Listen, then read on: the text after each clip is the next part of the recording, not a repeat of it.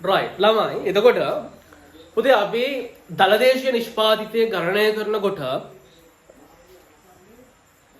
right ළමයි පුතේ අපි දලදේශීය නිෂ්පාදිතය නිර්වචනය කරනකොට අපිට නිර්වචනය ඇතුලේ අපිට හම්බුණා සමහරක් වචන ඔයාට නොහුරු ඔයා මීට කලින් අහලා නැති වචන කිහිපයක් ඔයාට හම්බුණා. ඒතර එතනින් හම්බෙච්ච එක වචනයක් තමයි මේ ආර්ථික ප්‍රදේශය කියන්නේ මොකක්ද කියන එක. ආර්ථික ප්‍රදේශය. හරි ආර්ථික ප්‍රදේශය කියන වචනය ඔයා කලින් අහලා නැතුව ඇති. ළමයි අපි ආර්ථික ප්‍රදේශයක් කියලා කියන්නේ හරි තනි ආණ්ඩුවක්. හරි තනි ආණ්ඩුවක් නැත්නම් රජයක්. තනි රජයක් නැත්නම් තනි ආණ්ඩුවක්. හරි රජයක් තනි රජයක් විසින් හරි ඍජුවම පාලනය කරනු ලබන ඍජුවම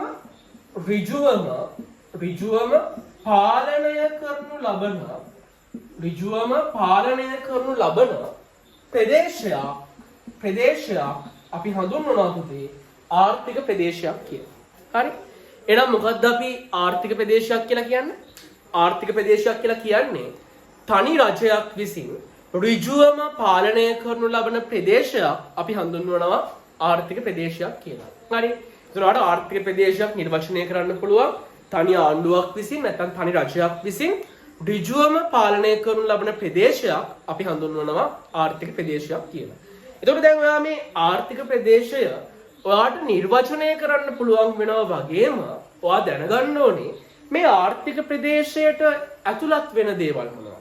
හරි මේ ආර්ථික ප්‍රදේශයට ඇතුළත් වෙන දේවල් මොනවද කියන එක ඔයා ඉගෙන ගන්න ඕනේ.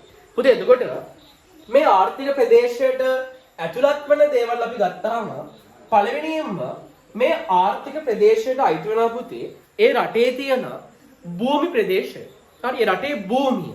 හරි ඒ රටේ දැන් අපි රටක ආර්ථික ප්‍රදේශය කියන එකට දැන් අපි රටක ආර්ථික ප්‍රදේශය ගත්තාම රටක ආර්ථික ප්‍රදේශයට ඇතුළත් වෙනවා ඒ රටේ භූමි ප්‍රමාණය නැත්නම් භූමි ප්‍රදේශය. හරි ඒ රටේ භූමි ප්‍රදේශය අයිති වෙනවා.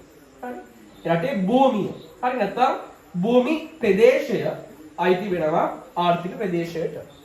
ළමයි එතකොට දැන් සමහරක් අවුරුදු වල එක්සෑම් එකේ අහලා තියෙනවා MCQ ප්‍රශ්න එහෙම රටක ආර්ථික ප්‍රදේශය යන්නට අයිති වෙන්නේ මේ භූමි ප්‍රදේශය විතරයි. මේ ප්‍රකාශය සත්‍යද අසත්‍යද වගේ ප්‍රශ්න ඇවිල්ලා තියෙනවා ඔයාගෙන් කලින් එක්සෑම් වල.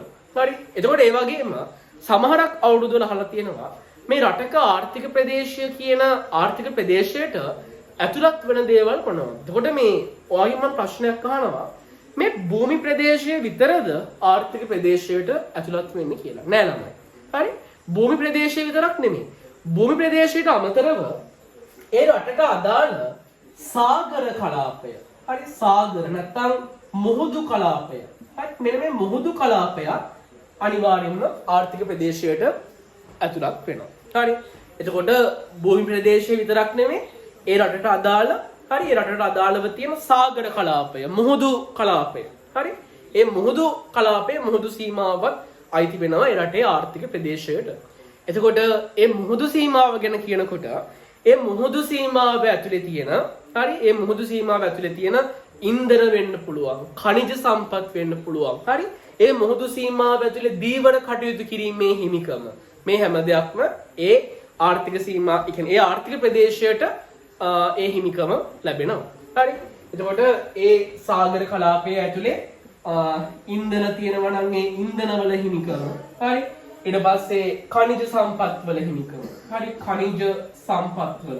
ඒ වගේම දීවර කටයුතු වල. හරි. දීවර කටයුතු වල හිමිකම ලැබෙනවා.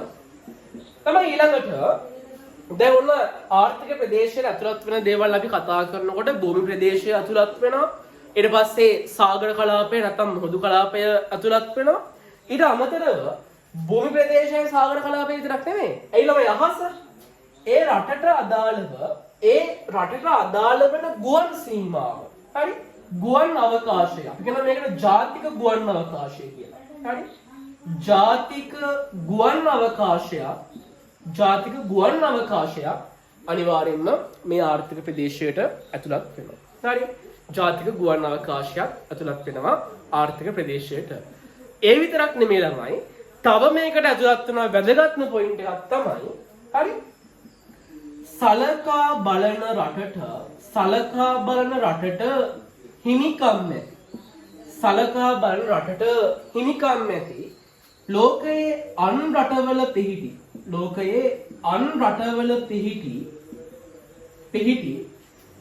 වෙනත් පරිවාරක ප්‍රදේශ ඒ කියන්නේ මොනවද ළමයි? වෙනත් පරිවාරක ප්‍රදේශ. ළමයි දැන් අපි ගත්තොත් උදාහරණයකට දැන් ඔයාලා දන්නවා ලෝකේ ළමයි හැම රටකම වගේ තානාපති කාර්යාල තියෙනවනේ නේද? තානාපති කාර්යාල තියෙනවා. දැන් එතකොට අපි උදාහරණයක් ගත්තොත් දැන් ලංකාවේ තානාපති කාර්යාලයක් තියෙනවා ඇමරිකාවේ. හරි ශ්‍රී ලංකාවේ තානාපති කාර්යාලයක් තියෙනවා ඇමරිකාවේ. හරි අපි ඇන්දෝ හරි මම චිත්‍ර නම් තමයි ලස්සන නෑ. හරි ඔයාලා ලංකාව කියලා හිතන්නකෝ. හරිද? ඔයාලට පෙනෙයිද දන්නේ නැහැ. හරි. එතකොට මේ තියෙන ලංකාව නම් අපි හිතමු මේ තියෙන්නේ ලංකාව. අපි හිතමු ඔන්න මේ හරියේ ඇමරිකාව තියෙනවා කියලා. එතකොට ලංකාවේ තානාපති කාර්යාලයක් තියෙනවා ළමයි ඇමරිකාව. හරි. එතකොට මේ ලංකාවේ තානාපති කාර්යාලයක් තියෙන ඇමරිකාවේ. එතකොට තානාපති කාර්යාලය තියෙන්නේ කොහෙද? ඒක පිහිටලා තියෙන්නේ කොහෙද? ඒක පිහිටලා තියෙන ළමයි ඇමරිකාවේ. හරි. හැබැයි මේ තානාපති කාර්යාලය අයිති කාටද? ලංකාවට. හරි. එතකොට මේ බලන්න සලකා බලන රටට හිමිකම් ඇති ලෝකයේ අන් රටවල ලෝකයේ වෙනත් රටවල පිහිටලා තියෙන පරිවාරක ප්‍රදේශ. දැන් අපි ගත්තොත් ඇමරිකාවේ තියෙන ලංකාවේ තානාපති කාර්යාලය ඒ තානාපති කාර්යාලයේ පිහිටලා තියෙන ඇමරිකාවේ වෙන්න පුළුවන්. හැබැයි ඒක හිමිකම් කියන්නේ ලංකාවට. එතකොට පුතේ ඒක අයිති වෙන්නේ අපේ ලංකාවේ ආර්ථික ප්‍රදේශයට. හරි. දැන් ඔය වගේ තමයි දැන් අපේ රට ගත්තොත් අපේ රට ඇතුළේ පිහිටලා තියෙනවා වෙනත් රටවල් වල තානාපති කාර්යාලය. ඉන්දීය තානාපති කාර්යාලය, ඇමරිකානු තානාපති කාර්යාලය, චීන තානාපති කාර්යාලය එහෙම තියෙනවානේ. එතකොට ඒවා අපේ රටේ ඇතුළේ හරි දැන් මේ තානාපති කාර්යාල අපේ රට ඇතුළේ පිහිටලා තිබ්බට ඒවා අපේ රටේ ආර්ථික ප්‍රදේශයට ඇතුළත් වෙන්නේ නැහැ. ඒවා ඇතුළත් වෙන්නේ ඒ රටවල ආර්ථික ප්‍රදේශවලට. දැන් ඔයාලට හොඳම උදාහරණයක් අපි කිව්වොත් පුතේ ඔයාලට මතකද මීට අවුරුදු කිහිපයකට කලින් ඔය කාන්තාවක් හිර කරගෙන හිටියා මොකද තානාපති කාර්යාලය කියලා ප්‍රශ්නයක් වුණා. එතකොට ලංකාවේ පොලිසියටවත් ළමයි බෑ ඒ රජයේ අවසරයක් නැතුව ඒ තානාපති කාර්යාලයට ඇතුළත් වෙන්න. අපේ රට ඇතුලේ තමයි තියෙන්නේ. හරි. අපේ රට ඇතුලේ තමයි මේ තානාපති කාර්යාලය පිහිටලා තියෙන්නේ. හැබැයි ඒක අපේ ආර්ථික ප්‍රදේශයට අයිති වෙන්නේ නැහැ. හරි. ඒ හින්දා ඒකට ඇතුළත් වෙනවා නම් අනිවාර්යෙන් ඒ රජයෙන් අවසරයක් ගන්න ඕනේ. හරි. එතකොට අන්න ඒ වගේ දේවල්. ඊට පස්සේ තව කොන්සල් කාර්යාල. හරි. ඊට පස්සේ අපේ හමුදා කඳවුරු පිහිටලා තියෙනවා නම් වෙනත් රටවල් වල. අන් ඒ හමුදා කඳවුරු. හරි. ඊට පස්සේ තව ඔය මහ බැංකුවේ නියෝජිත කාර්යාල. හරි ඔය ලංකාවේ දූත මුක්තිය තියාගෙන තව තියෙනවා නම් ඔය මහ බැංකුවේ නියෝජිත කාර්යාල පිහිටලා වෙනත් රටවල් වල. අන් ඒ වගේ දේවල් අපි ගන්නවා මෙන්න මේකට. සලකා බලන රටට හිමිකම් ඇති ලෝකයේ අන් රටවල පිහිටි වෙනත් පරිවාරක ප්‍රදේශ. එතකොට රටක ආර්ථික ප්‍රදේශය කියන ආර්ථික ප්‍රදේශයට ඇතුළත් වෙන්නේ මෙන්න මේ දේවල්. හරි? තව පාරක් බලා ගන්න. දැන් අපි දලදේශීය නිෂ්පාදිතය නිර්වචනය කරනකොට අපිට හම්බෙච්ච එක වචනයක් තමයි මේ ආර්ථික ප්‍රදේශය කියලා කියන්නේ. එතකොට ආර්ථික ප්‍රදේශයක් කියන්නේ මොකද්ද? තනි ආණ්ඩුවක් නැත්නම් තනි රජයක් විසින් ඍජුවම පාලනය කරනු ලබන ප්‍රදේශයක් අපි හඳුන්වනවා ආර්ථික ප්‍රදේශයක් කියලා. එතකොට මේ ආර්ථික ප්‍රදේශයට ඇතුළත් වෙන්නේ මොනවද කියලා බැලුවොත් ඒ රටේ භූමි ප්‍රදේශය ඇතුළත් වෙනවා. ඒ වගේම ඒ රටේ ජාතික ගුවන් අවකාශය. හරි? ජාතික ගුවන් අවකාශය ඇතුළත් වෙනවා. ඒ වගේම ඒ රටේ සාගර කලාපය නැත්නම් මුහුදු කලාපය ඇතුළත් වෙනවා. ඒ වගේම අන්තිම පොයින්ට් එක සලකා බලන රටට හිමිකම් ඇති ලෝකයේ වෙනත් රටවල පිහිටලා තියෙන පරිවාරක ප්‍රදේශ ඒවත් ඇතුළත් වෙනවා මේ ආර්ථික ප්‍රදේශයට.